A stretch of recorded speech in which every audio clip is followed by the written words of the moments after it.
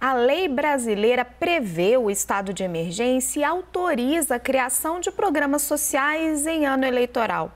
Mas isso só quando a sociedade é atingida por desastres naturais. Foi isso que acompanhamos nas eleições municipais em 2020, por exemplo, no momento em que a Covid abatia o planeta. O que o Brasil vive hoje é uma crise econômica, ainda resultado das sequelas da pandemia e que atinge principalmente os mais pobres, mas é uma crise econômica, como outras que o país já enfrentou.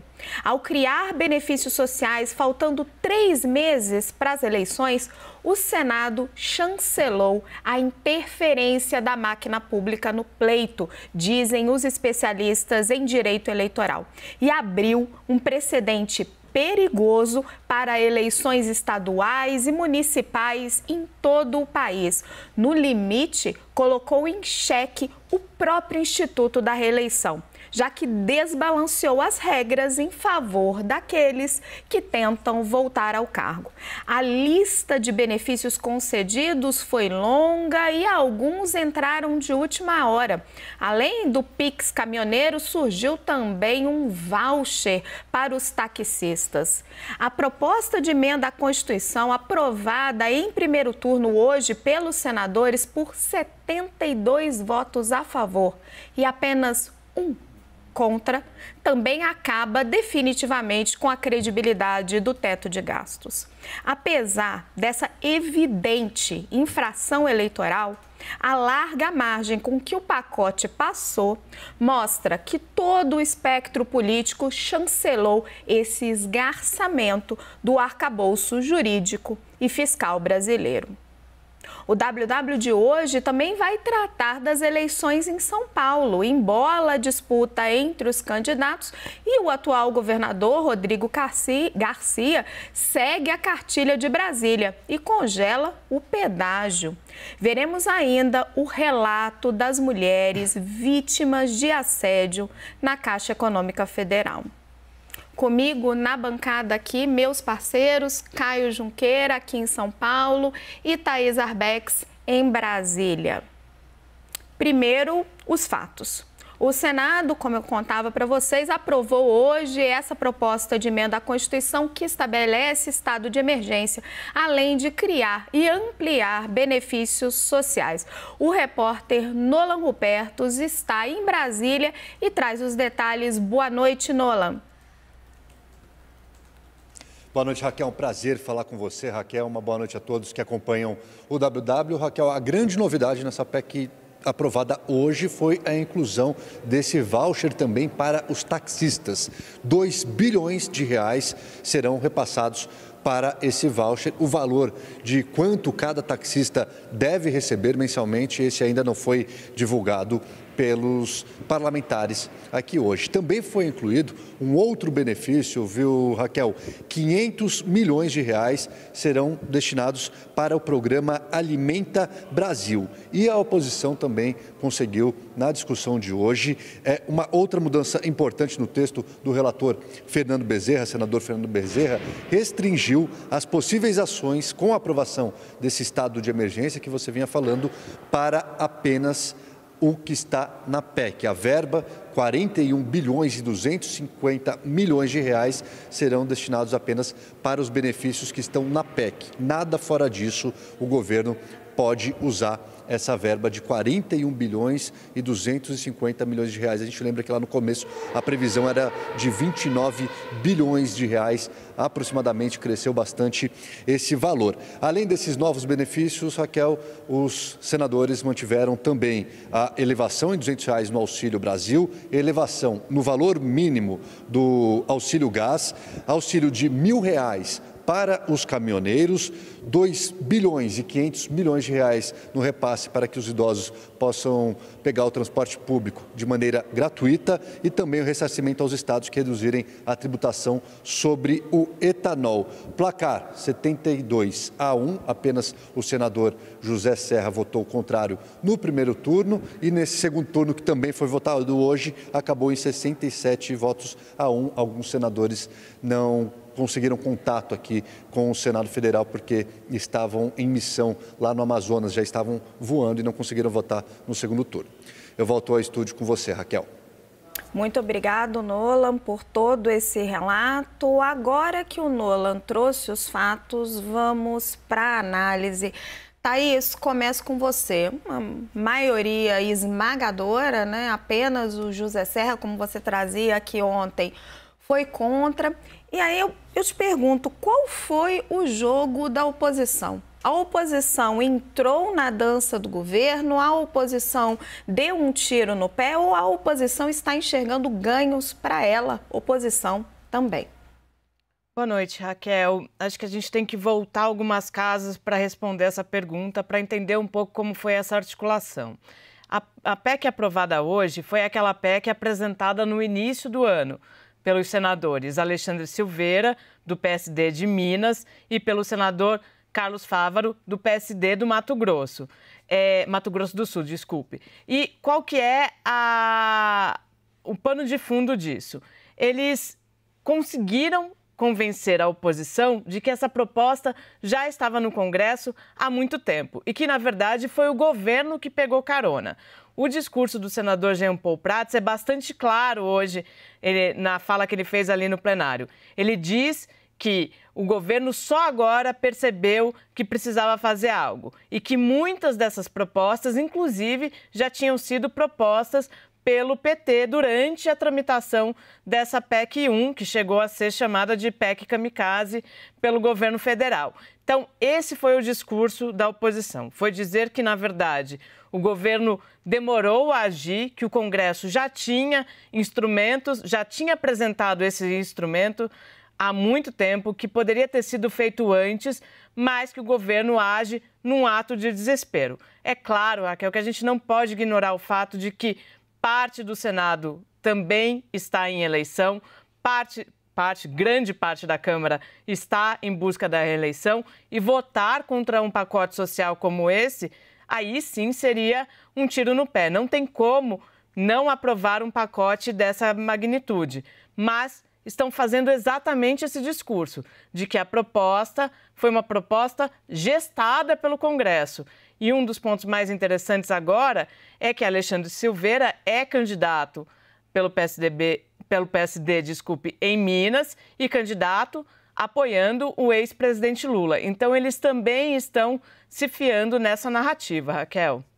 Caio, Thaís explicou muito bem para a gente o discurso por trás dessa aprovação, todo mundo disputando aí a paternidade da proposta. Mas em termos de resultado eleitoral, de perspectiva de voto, quem você acha que saiu ganhando, governo ou oposição? Bom, as próprias pesquisas, né, Raquel, elas já colocam que o impacto do Auxílio Brasil para o presidente Jair Bolsonaro é muito reduzido, né? A maioria dos beneficiários do Auxílio Brasil votam no Lula, né, em termos de eleição presidencial. Logo, é difícil imaginar um impacto muito grande, principalmente nessa faixa de renda ali, de 0 a 2 salários mínimos, né, que está majoritariamente com o Lula, acho que é mais ou menos 50-20, por aí, estão com o presidente Lula. Mas, é o que a Thaís colocou, eu gosto muito de olhar os resultados das votações do Congresso Nacional, cobrir lá o Congresso Nacional em loco 10 anos. 72-1 tem esse significado exatamente do que a Thaís está colocando. Você tem, é quase unânime, né? Não dá nem para a gente falar. Você estava falando a esmagadora maioria, é praticamente uma unanimidade e quem votou contra não é candidato. E não está muito ali na operação política ainda, como já esteve, que foi o senador José Serra. Pode defender os seus princípios. Logo, todo mundo tem um argumento. O fato é que era difícil você deixar a digital contrária. O PT eu vinha acompanhando, a Thaís também vinha acompanhando, a gente vinha acompanhando a evolução do debate nessa semana no Partido dos Trabalhadores sobre apoiar ou não. E tinha um dilema. Primeiro, nosso discurso na campanha, o discurso do Lula, é fome, carestia, precisamos melhorar a vida da população mais pobre.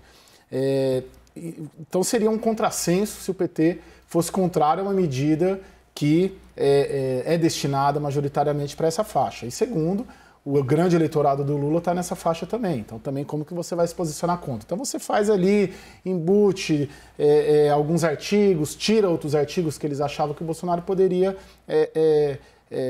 se utilizar. Então fica uma coisa que ficou meio que bom para todo mundo. Tanto que 72 é praticamente todos os partidos representados, com representação no Congresso Nacional. E é interessante de ver isso. Quando a gente olha o número e olha o que esse número representa que todas as forças políticas apoiaram essa PEC. Logo, todas têm a percepção de que se beneficiarão de alguma maneira com essa PEC. Se beneficiam os políticos e a gente tem uma perda institucional muito grande de pacotes que saem às vésperas das eleições. Thaís, você estava lembrando desse apelido de PEC kamikaze. Quem deu esse apelido foi o ministro Paulo Guedes e foi saindo, conforme o dia caminhava hoje, um benefíciozinho a mais a cada momento, né? Como é que foi esse processo de convencimento de Paulo Guedes, que além de fazer um Pix caminhoneiro, ele também tinha que fazer um Pix taxista? Teve interferência do Planalto? Como é que foi esse jogo? Raquel, o que eu tenho de apuração desde o início da gestação dessa PEC, que ainda era a PEC dos combustíveis, para compensar os estados que, porventura, viessem a zerar o ICMS do diesel, era de que Paulo Guedes trabalhava ali com um número máximo, um teto fora do teto de 50 bilhões. Então, ele só não queria que passasse desse número. Nos últimos dias, consegui sentir também esse sentimento de que 50 bilhões era um teto. Embora a gente tivesse visto uma projeção mais baixa durante todo esse período, Paulo Guedes foi basicamente o fiador dessa mudança, dessa proposta. Porque, no fim das contas, qual era o principal discurso do ministro da Economia?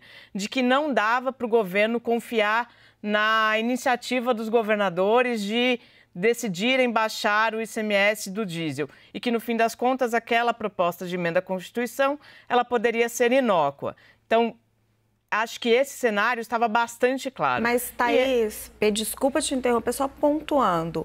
O ministro tinha falado 50 bilhões, tudo. Não só esse pacote, como também aquela desoneração que ele já tinha feito para a gasolina no PIS e na COFINS, aí benesses para os estados. Aquilo lá estava estimado em 17 bilhões. Estava fazendo uma conta aqui rapidinha, 41 mais 17, nós estamos falando de 58 bilhões. Ele ficou tranquilo com esse número?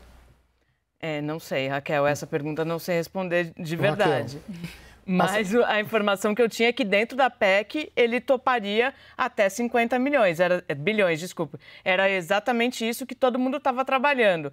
Tanto que nas conversas aqui, isso era dito de maneira bastante clara. Embora a gente tenha visto um certo ajuste para tentar não sair muito, mas ninguém tratava como escandaloso chegar a quase 50 bilhões, Raquel.